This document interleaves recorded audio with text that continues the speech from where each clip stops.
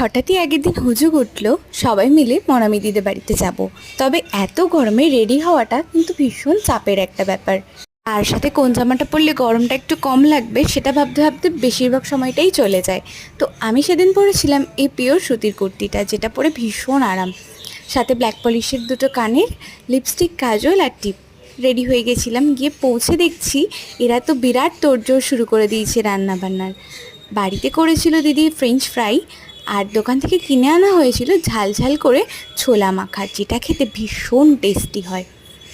নাচ গান হাসি ঠাট্টা এগুলো করতে করতে বেশ অনেকটাই দেরি হয়ে গেছিলো, আর বাড়িতে ফেরারও ব্যাপার ছিল, তাই সবাই মিলে রাতের খাবার নিয়ে বসে পড়েছিলাম।